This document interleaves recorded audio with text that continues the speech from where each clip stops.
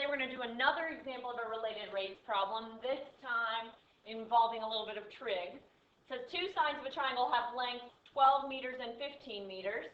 The angle between them is increasing at a rate of 2 degrees per minute. How fast is the length of the third side increasing when the angle between the sides of fixed length is 60 degrees? Notice that they were nice and did give us the law of cosines, and oftentimes on the AP test they will give us a lot of the formulas that we need.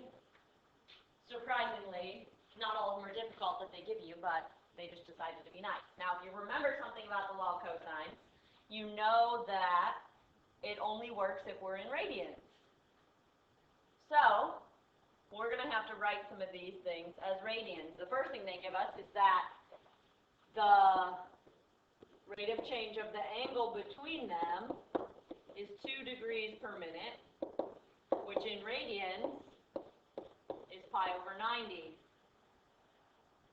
per minute. Keep in mind, to convert, you multiply by pi over 180.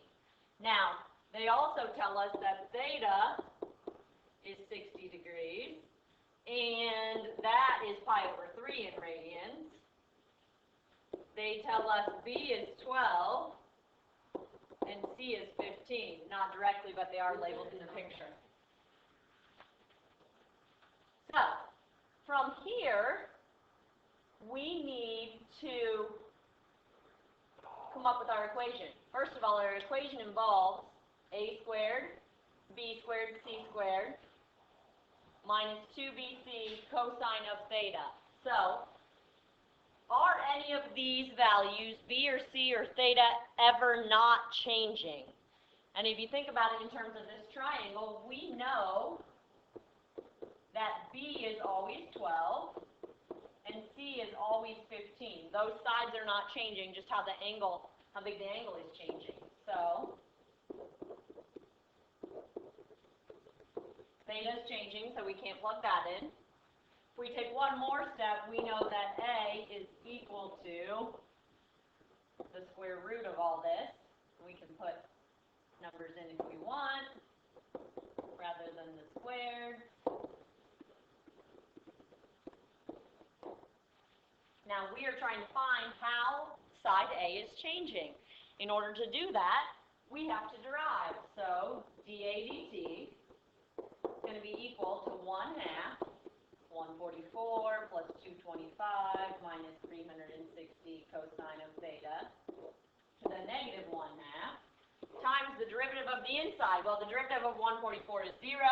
The derivative of 225 is 0. The derivative of a negative 360 cosine theta is negative 360 sine theta d theta dt.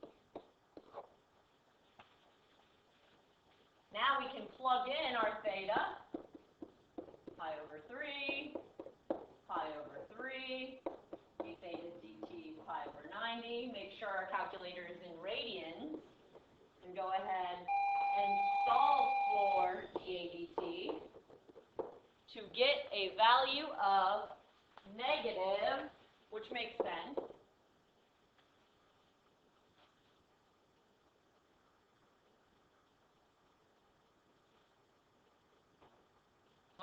scratch that.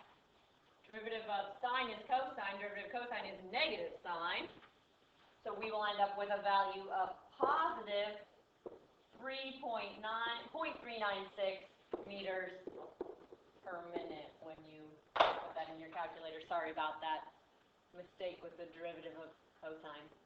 Questions?